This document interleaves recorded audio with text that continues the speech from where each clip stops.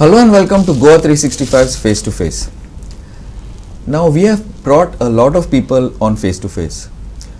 So the person coming today on our program is special. Why? Because he has reached pretty far in his profession with a very big company, and he is a local boy. I don't know if he would like to be called a local boy or no, but he is a local boy, and today he is the vice president of the Tata Group Hotels, which is known as Indian Hotels whatever X Limited. That he will tell you himself, I think. Welcome, Vincent Ramos. Thank you, Glenn, and thank you for having me on this show. Yes, I would like to be called a local boy because I think that is what is important in nowadays, and we should not forget our roots. And however local we were and however village, the Times of India also covered it up. So island boy becomes a senior vice president. I think very beautifully covered, I would say, because I think that is important, and that is the best part of Goa. Goa was, a very humble and still a humble state, and we as Goans, I think we saw Goa from the 60s to the 70s to the 80s and 90s, and now in the 2000s, and all different decades at different phases of Goa. So I think, I'm proud to be from Goa, a Goan boy, and I'm proud to be with the Taj or the Indian Hotels company, which has so many brands, and I want to do something for Goa. We all want to do, as IHCL, we want to do something for Goa, because the whole story of tourism in Goa started with the IHCL, with the Fort Aguada in 1974, yes. When Mr. Dayanand Bandodkar invited Kerkar, Mr. Kerkar, our chairman. He said, do something for Goa. And he said, what do you want me to do for Goa? And he showed him a lot of places, and he said, okay, I want you to build a hotel here. And he gave him the Fort Aguada, and we started the story from there. And there was no looking back after that. We are now the market leaders. And I think we are doing absolutely well. We are generating a lot of revenue for the state. We are happy about it. We have done a lot during the COVID times. We are glad that we could do a lot for the people. There's a lot of employment we generate. Every day I get calls. Every day I recruit, I think, at least a minimum of 20 people. I know the hospitality industry is like a fast-moving industry, so we have a lot of people going abroad and making careers and futures. But that's the job we are in, and we want to make sure that the people of Goa are very happy. See, there are Goans who have succeeded outside. Now you're one of the few Goans who have not only succeeded at the profession you're in, but you're in Goa. That makes it something very unique. See, lots of Goans, not lots, but there are quite a few Goans who have excelled, but your story is unique because this is at least what I feel. How did you get into this hotel line? So I think, it's a very special thing that you said, that my thing is unique, and I think it's a blessing of God. I am a very spiritual person. I am saying that I'm lucky. It's not that, Goans have it naturally in them. The hospitality is inborn. Even I remember as a child when my mama came home or my auntie came home, it was there, eat this, drink this, your mother would serve everything, you would get excited, you would run around the house, my auntie is come, my uncle is come, so I think it is there, that warmth is there. And I was a science student, so we used to always say, at Denver College, and used to hang out. This was in the year 84, 85, Okay. So somehow I did not like science, and I was forced to, because the culture of Goa was there. If you do not become a doctor or an engineer, you are not in the society. You are an outcast. So, but I was forced. My parents said, everybody said science and doctor. Somehow I did not enjoy it. And then, of course, the hotel management college was there. It was very difficult to get in those days. But again, I was very lucky. I would say that my schooling, my Monty Digiri school, which taught me a lot of values, and it was a very good school and very well balanced school in sports and in studies. Very good. You are aware of that. I think that was again, thanks to all the priests there, who groomed us up for this future. And yes, I have been in Goa. It's not that I didn't get offers. I got huge amount of offers, 20 years back, even 10 years back, to move to the United States, to move to UK, to move to many other, because being in this world, in this glamorous industry, you get a lot of offers, and it is hard, to say no, because their offers are so good. You have huge offers. Yeah, but I think the love for Goa, I think that kept me back. Not that I was in Goa, I was away from Goa for 10 years. I was posted in Kerala, I was posted in Jodhpur, where we made Bhavan Palace, and there I was working with the king, the Maharaja. That's a huge. Yeah. So when I was a GM, it was voted as the best hotel of the world in 2016 by TripAdvisor, and these hotels have been existing for many years. But he said, this Goan boy has now made it. So it looks good because we as Goans, wherever we go, we can do well. That's for sure.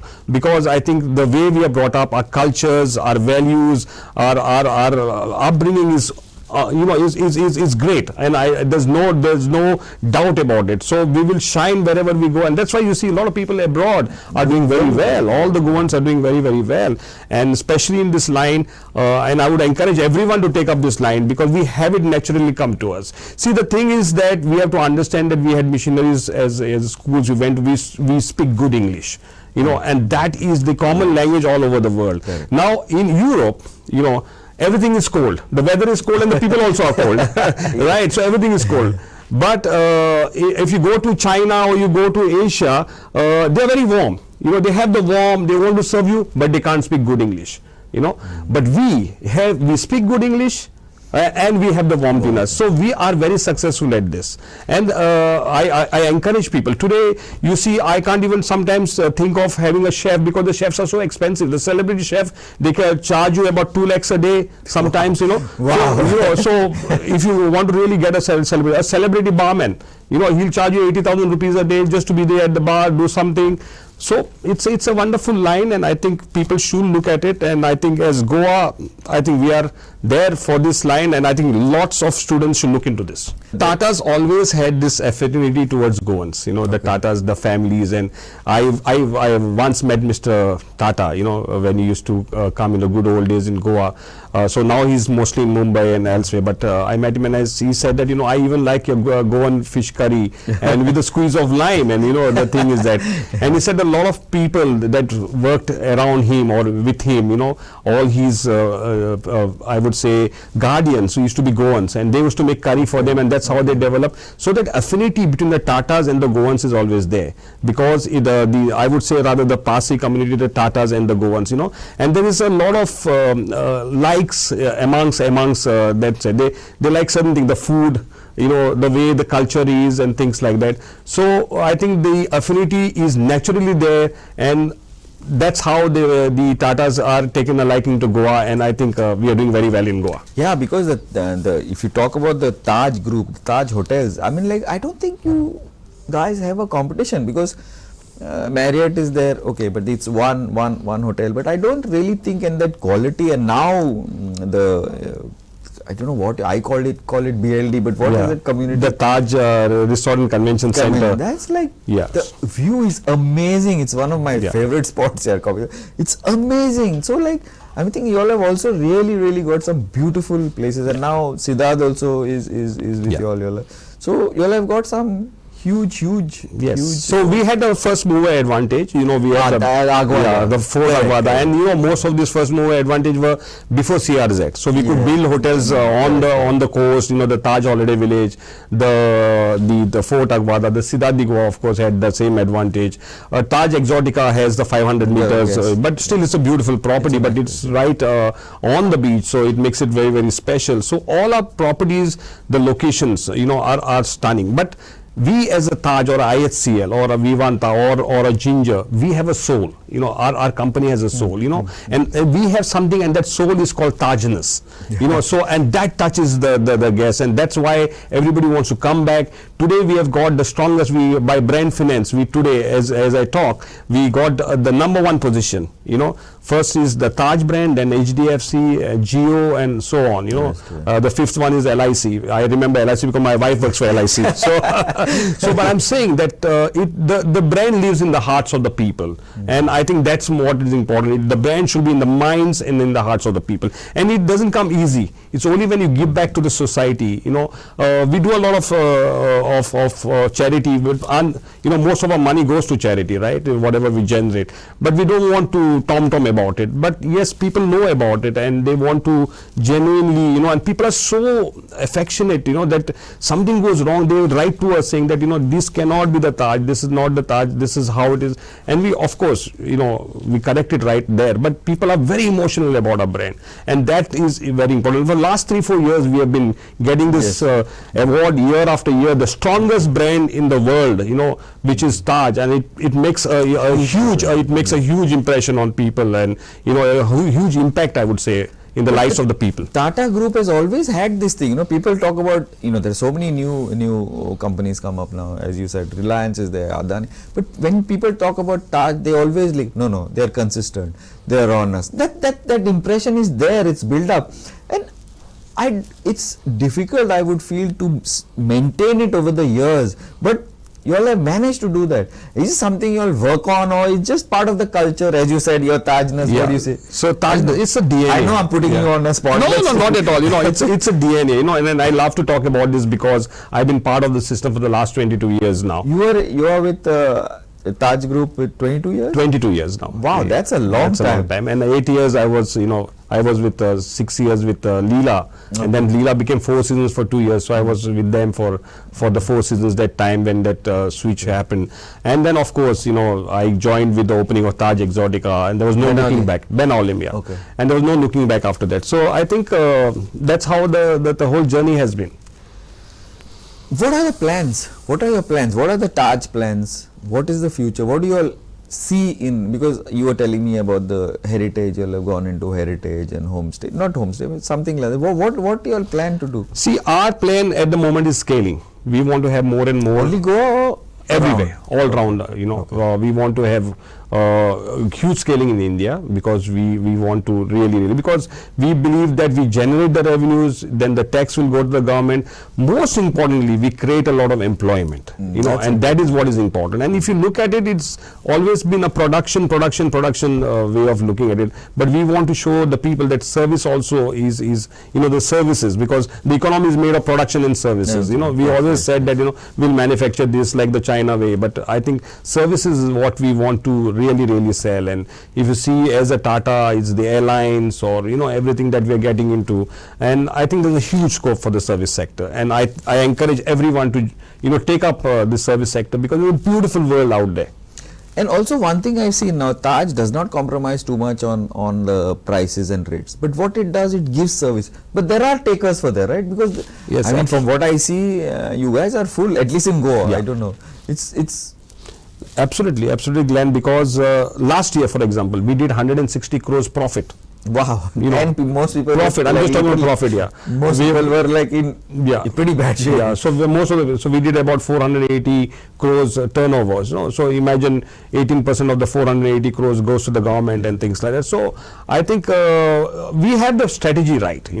Our new managing director, Mr. Puneet Chatwal, he taught us something called revenue management, and I think, and he is a guru at that, So we've got our game right, we got our act right, and I think the pricing, the demand, supply, all this worked very well for us. It has worked very well for us. So I think that's what you were saying. The pricing is right. So you'll always get the money, value for money. Well, exactly. So there are people willing to pay, I guess. People are willing to pay whatever. Suppose it's a presidential suite, they're willing to pay 2 lakhs a night, but they will make sure that they will get a value of 2 lakhs. We also have the budget brand, which is Ginger, but we'll make sure that you get the value of that price, not to this thing, but we want to make sure that the biggest lesson I learned from my managing director, one shirt doesn't fit all, right? So we have to create this brand. So I think that is most important to know. Now you are VP IHCL.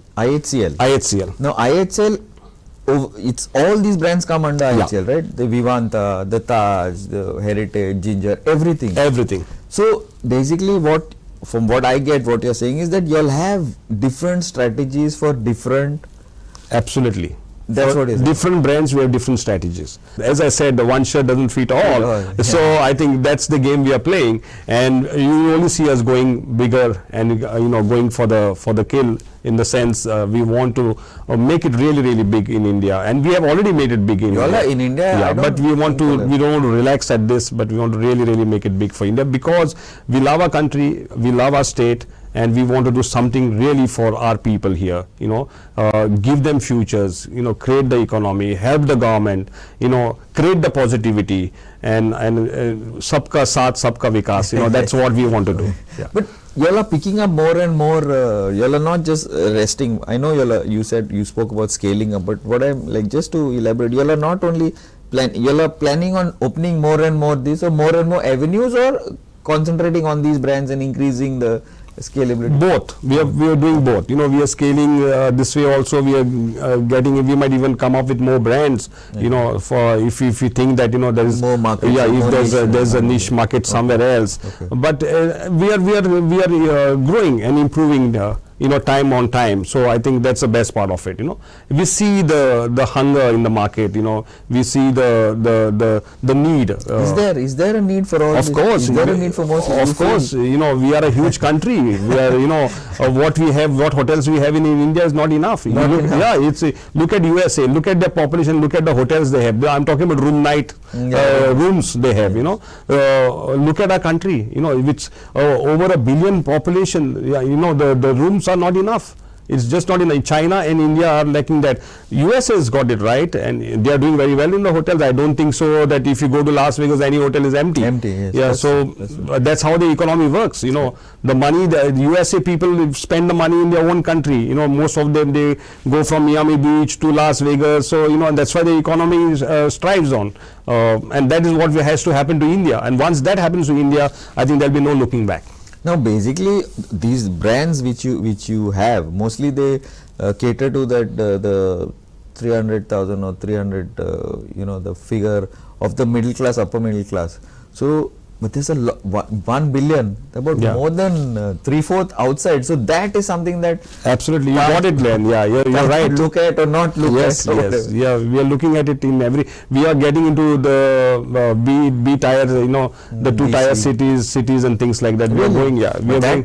We are going to have hotels in Patna. We are going to have hotels everywhere, and that is what is the need of the hour for our country. Because I think and they are beautiful places. And probably the quality, the whole quality. And that absolutely full thing could possibly but that would probably be difficult because it's a very unorganized. It's not unorganized, but it's also very unorganized sector, and Taj works mostly in the organized sector. So whatever is unorganized, we'll make it organized. Let me put it that way. Challenging, somebody has to go and organize it. So I think we will, and we have our strategy. We have our own game to play, and for sure we'll get it all organized, and it will work very well. You'll have the muscle also. We have the muscle. We have everything with us. Air India, ultimately, that is a prime example, because Air India, most people would look at it with dread.